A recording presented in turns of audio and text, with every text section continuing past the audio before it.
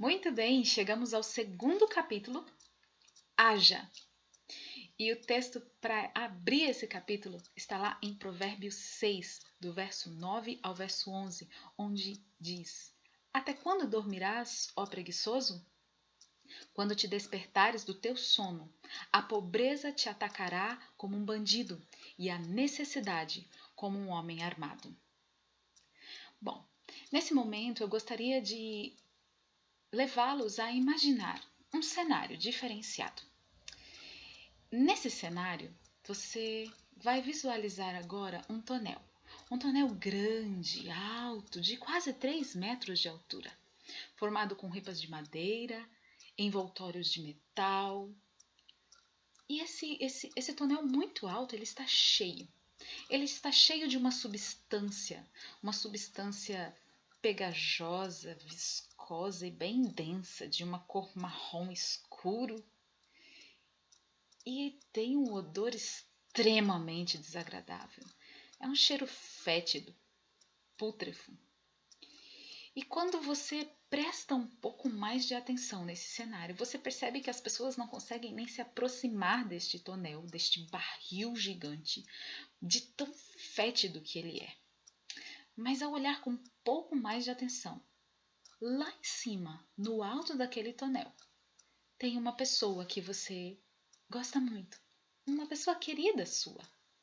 E essa pessoa está ali no bordo, somente com o queixo para fora, nesse tonel, e você consegue visualizar o seu rosto todo sujo, com aquela gosma viscosa, marrom e fétida, e você grita lá de baixo e fala: Ei, você, desce daí! Tá sujo, sai daí, isso é nojento. Esse lugar não é para você. Ei, sai daí, bora, sai daí. O que é que você tá fazendo aí? Esse não é o seu lugar. Vem pra cá.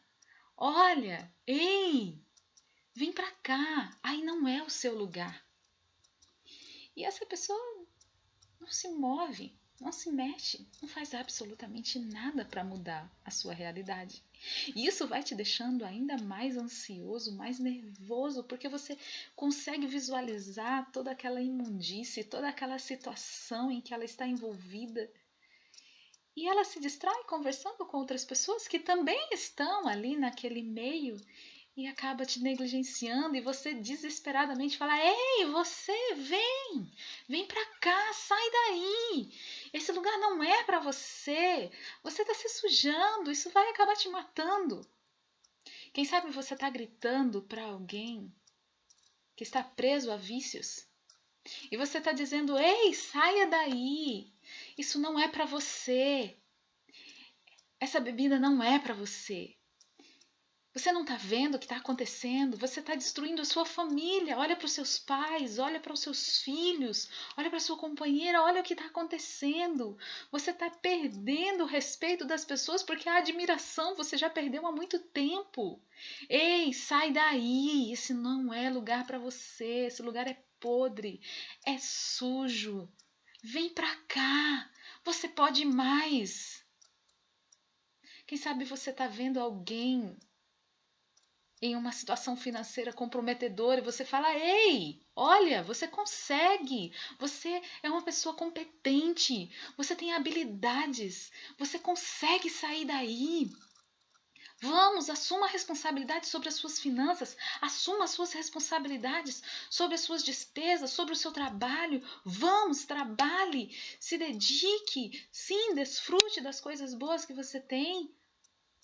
Aí não é o teu lugar nesse mundo de contas, de dívidas, de agiota. Sai daí! Quem sabe você está vendo alguém lá dentro e está dizendo para essa pessoa: Ei, você, assim você vai morrer. Sai desse lugar que está te matando.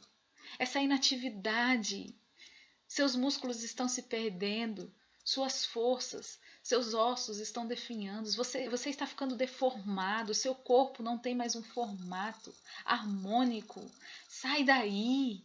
Isso que você está comendo está te destruindo por dentro.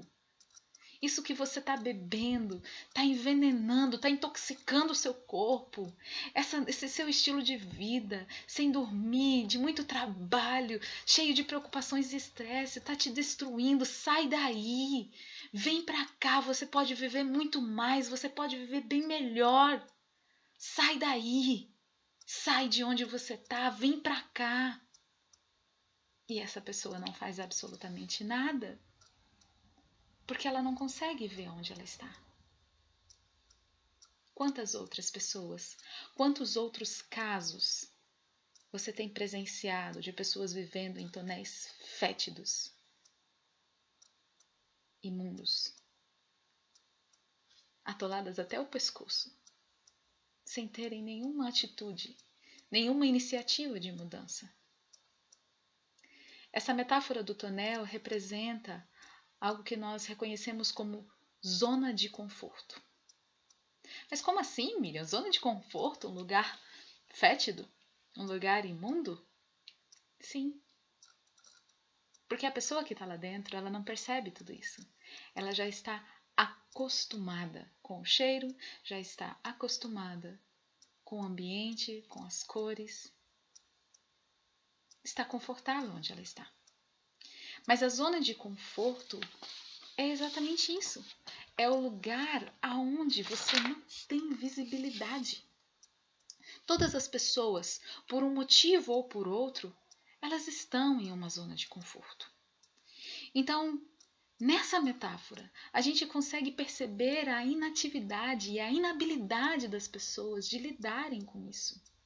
Zona de conforto é o lugar onde nós encontramos as desculpas exatas, as desculpas que nos permitem parar de fazer ou não fazer aquilo que nós sabemos que deve ser feito.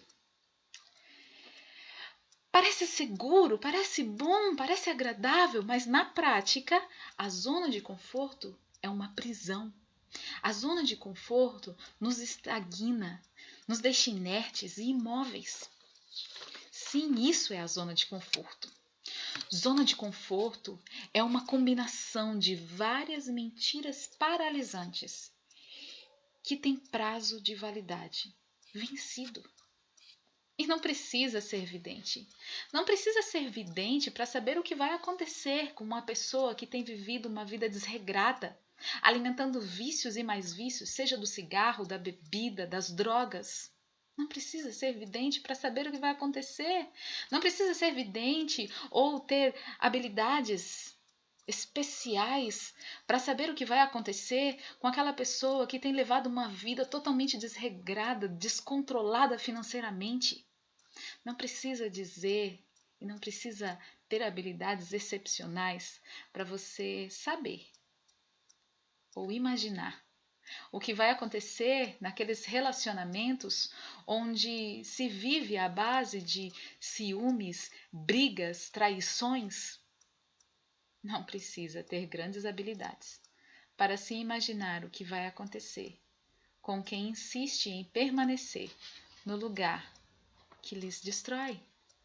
Mas é muito fácil, é muito confortável sentar na nossa cadeira e agora analisar a vida das pessoas, a decisão das pessoas e as consequências que elas estão trazendo sobre a vida delas a partir das escolhas que elas têm feito. Mas eu quero convidar você hoje a olhar para dentro. Trazer agora o foco para você e se questionar: qual é a área da minha vida que está estagnada na zona de conforto? Qual é a área? Quais são as áreas que você consegue perceber estagnação, aprisionamento e inatividade por estar preso na zona de conforto? E mais ainda, se pergunte agora: como será a minha vida? Como será a minha vida se eu permanecer agindo ou omitindo ação e permanecer nessa zona de conforto? Como vai ser minha vida? Daqui a 2 anos, daqui a 5 anos, daqui a 10 anos? Como será o meu futuro se eu permanecer fazendo as mesmas coisas que eu sempre tenho feito? Se você se viu nessa situação, se você conseguiu identificar uma zona de conforto que tem trazido grandes desconfortos para sua vida, eu tenho um convite para você. Haja! Haja! Dê o seu primeiro passo, saia dessa zona de conforto. Mas eu não sei para onde ir, Miriam, o que é que eu vou fazer? Saia, haja. Seja qual for a sua atitude, mesmo sem ter noção exata do que você vai fazer, apenas se liberte. Porque é só através da ação que ocorre a libertação e a modificação dos padrões que te aprisionam na zona de conforto. E aí, depois que você der o seu primeiro passo, você começa agora a se aperfeiçoar e buscar estratégias de melhorar a sua caminhada, de sim buscar algo que direcione para o seu crescimento, para algo que você realmente quer, para as suas metas, para os seus objetivos e para os seus sonhos. E aí você vai se aprimorando e cada vez vai caminhando mais assertivamente para onde você quer. Afinal de contas, nós temos um bordão maravilhoso. Tem poder quem age. Mais poder quem age certo e na hora certa.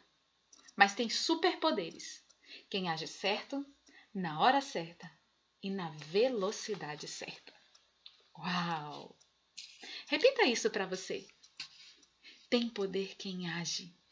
Tem mais poder ainda quem age certo e na hora certa. E superpoderes quem age certo, na hora certa e na velocidade certa. Qualquer iniciativa que você tenha vai te direcionar a mudanças e a libertação. Então, neste momento, você pode se perguntar, mas Miriam, é só agir? Se é só agir, por que tem tanta gente ainda parada lá na zona de conforto enquanto nós gritamos, ei, sai daí? Ou até mesmo porque é que eu me mantenho na zona de conforto quando eu tenho amigos, parentes, pessoas que falam, ei, sai daí, olha, é tão fácil, vem, eu te ajudo, e eu não consigo. Bem, é porque existe algo que te aprisiona nessa zona de conforto. Existe uma força que te mantém lá. E nesse momento, o nosso foco será identificar, qualificar e principalmente destruir essa força que te aprisiona na zona de conforto. Então vamos lá. Você já ouviu falar sobre historinhas? Bom, historinhas são coisas que nós contamos para nós mesmos para justificar ou nos libertar das responsabilidades. Mas eu acredito que, por ter sido criada por Deus, e o meu Deus é um Deus de abundância, e nesse padrão de abundância, Ele, sobre as suas leis da beneficência, quer beneficiar a todos os seus, e que essas bênçãos, essas beneficências de Deus fluem a todos como rios que fluem para o mar. Por que será que nem todos recebem isso? Por que será que nem todos são alcançados por essas bênçãos de Deus? Por que será que nem todos conseguem receber ou vivenciar essas maravilhas? Porque muitos dos nossos comportamentos acabam represando aquilo que de melhor, as abundâncias de Deus, que seriam direcionadas a nós represamos pelos nossos comportamentos. E às vezes de maneira inocente, de maneira inconsciente, impensada, por atitudes, por pensamentos, por sentimentos, por padrões mentais que foram estabelecidos para nós e por nós. Então, se nós pararmos e analisarmos sobre as historinhas que nós temos contado, o que são as historinhas? Historinhas, elas são estruturas linguísticas, sejam verbais ou mentais, linguísticas, verbais e mentais, que elas vão fazer o quê? Elas vão explicar, elas vão justificar o nosso fracasso, as nossas falhas e os nossos insucessos. É tudo aquilo que você conta como uma desculpinha, algo que justifique. Ah, cheguei atrasado. Historinha. Foi o trânsito. O trânsito me atrasou. Ah, não fui para a reunião. Então eu não pude ir para a reunião porque eu tinha muita coisa para fazer. Né? Talvez você tivesse muita coisa para fazer. Mas será que essa é a verdade por trás de você não ter ido para a reunião? Então, existem algumas consequências quando nós contamos essas historinhas. Uma das principais consequências de se contar, de se justificar, de se explicar através das historinhas, é que as historinhas, elas atacam diretamente a autorresponsabilidade. A autorresponsabilidade é o nosso senso, a nossa autoridade, o nosso domínio sobre as nossas ações. E a partir do momento em que nós atacamos a autorresponsabilidade e retiramos de nós a autonomia de autores, a nossa autonomia como autor da ação, nós estamos nos tornando vítimas, nós estamos nos tornando reféns de uma situação e não mais autores, não mais agentes nessa situação. E outra consequência de você contar historinhas para se justificar, para explicar as suas falhas, as suas ausências, é o fato dessas historinhas serem interpretadas como verdades no seu cérebro. Mas como assim? Nosso cérebro ele não tem a capacidade de decidir. Isso eu vou armazenar como verdade, isso é verdade, isso é mentira. Ele não faz essa distinção. Nós escolhemos isso. Então, a partir do momento em que eu começo a contar uma história para justificar aquilo, com repetição constante, e conforme eu for dando mais emoção, mais veracidade para essa minha história, o meu cérebro vai assimilando aquilo como uma verdade. Quanto mais intensidade, quanto maior for a repetição, mais o meu cérebro vai assimilar aquela história como sendo uma verdade. Não sei se vocês já ouviram aquela expressão, nossa, fulano mente tanto que até ele mesmo acredita nas mentiras dele, né? Então, às vezes são pequenas mentiras, são grandes mentiras, mas são mentiras. São obras para enganar, ludibriar a nossa mente e tirar de nós a autonomia sobre quem nós somos e o que fazemos. E aí eu pergunto para você agora: quantas e quais são as historinhas que você tem contado para justificar os seus fracassos? Fala para mim agora. Quantas e quais são as historinhas que você tem contado para explicar a razão de se manter na zona de conforto em que você se encontra? Nas características das historinhas, nós podemos classificá-las em 3 categorias, as historinhas. A primeira categoria são as historinhas verdadeiras, onde se usa de pretextos reais, verdadeiros, em que se tem o objetivo de retirar de mim a responsabilidade. Então, eu estou delegando a responsabilidade para outro, eu estou meio que direcionando a minha culpa para alguém. Outra categoria em que se classificam as historinhas são as historinhas mentirosas. Então, eu conto uma mentira para que eu me torne uma vítima. Então, aí eu não tenho culpa. Isso explica e não tem culpa. É por causa disso. Eu invento uma mentira e isso me liberta da obrigação, da culpa e da responsabilidade referente àquela atitude que eu tive.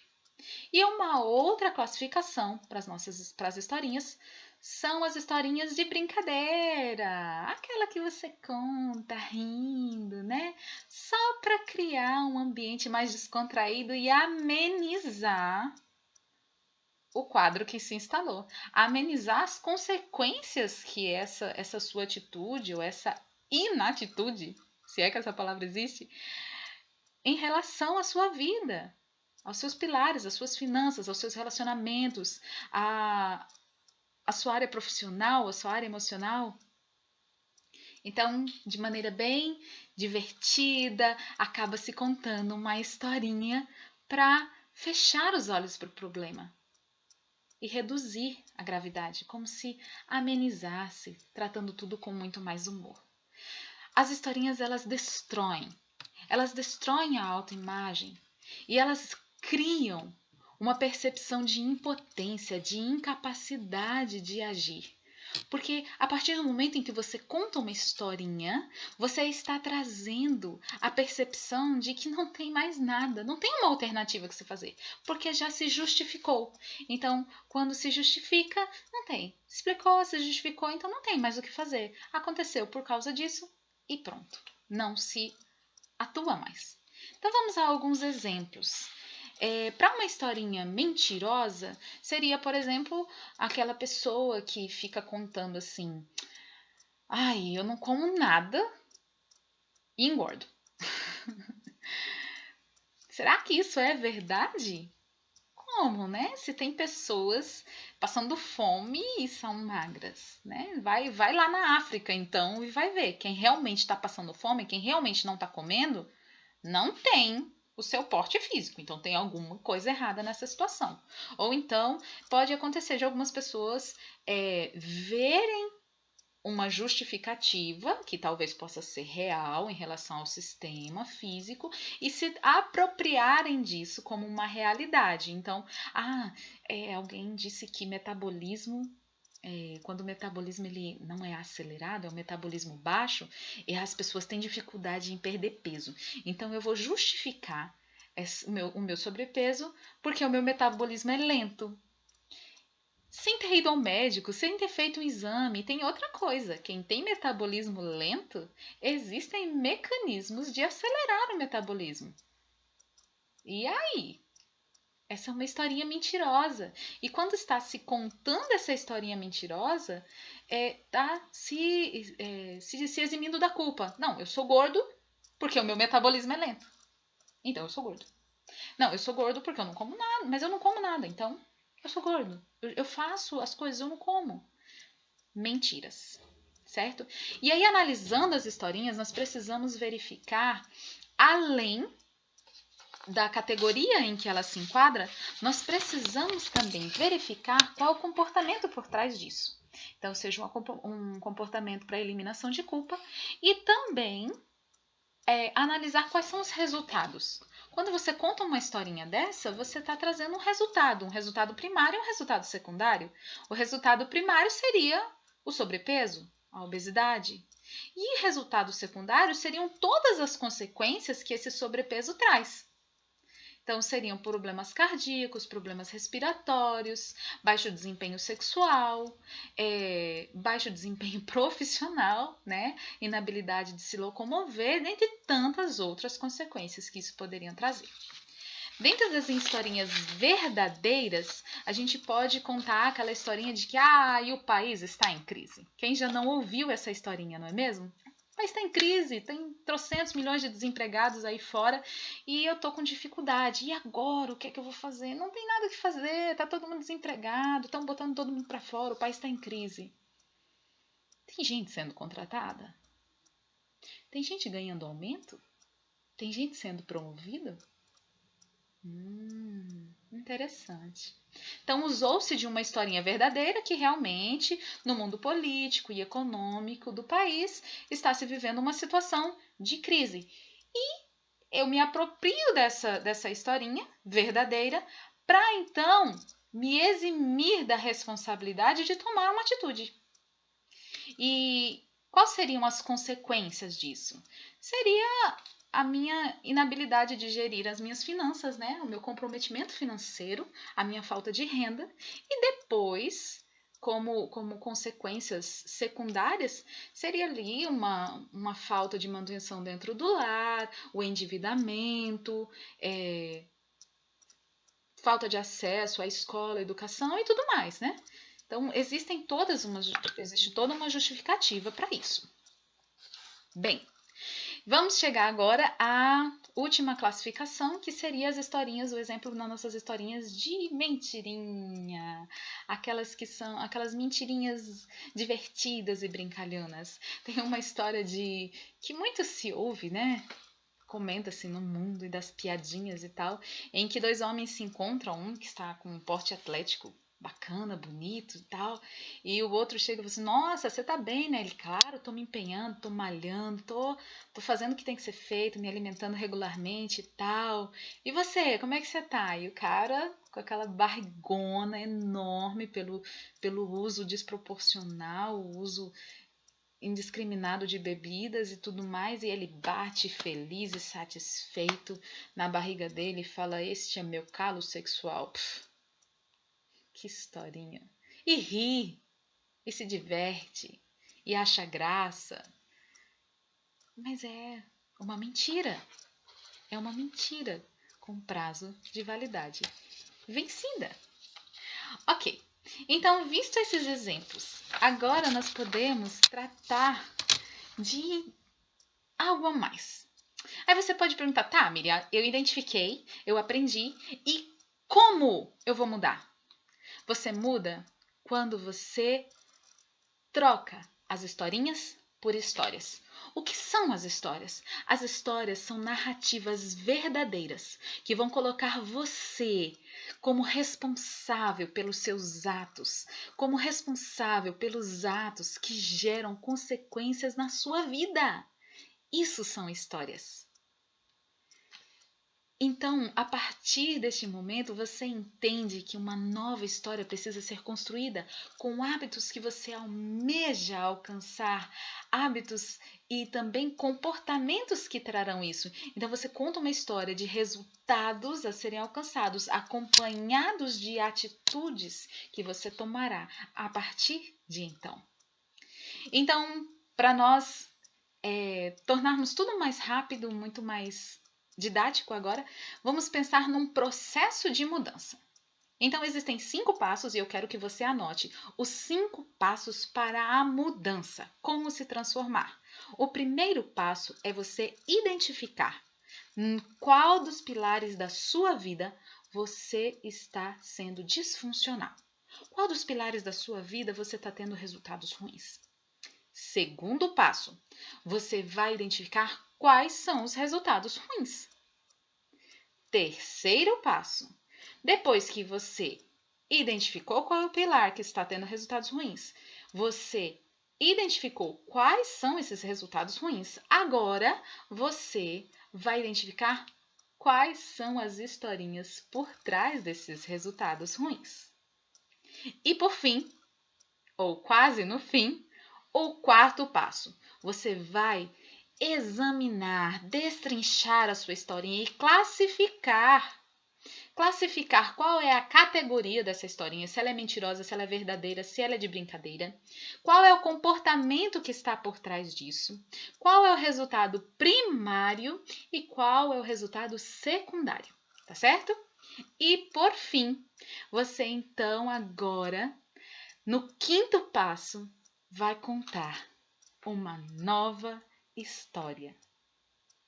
Você vai reescrever a sua nova história, uma história cheia de verdades, profetizando sobre a sua vida, um novo comportamento, uma nova realidade e principalmente as atitudes que estarão relacionadas, que estarão sendo desenvolvidas, que estarão sendo traçadas, realizadas com empenho, com dedicação, para de fato vivenciar essa realidade.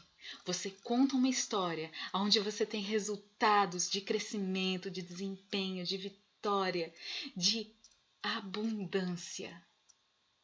E acompanhado disso, o seu posicionamento como autor, como alguém que decidiu agir de maneira assertiva, dando o primeiro passo, se libertando da sua zona de conforto e agora se permitindo se direcionar até aonde você merece estar, até as beneficências do Senhor. Eu espero que você viva essa experiência. Eu espero que você escreva a sua nova história. E te desejo muito sucesso, muitas bênçãos, porque ele veio para que nós tivéssemos vida e vida em abundância. Viva a nova história que Deus tem para você.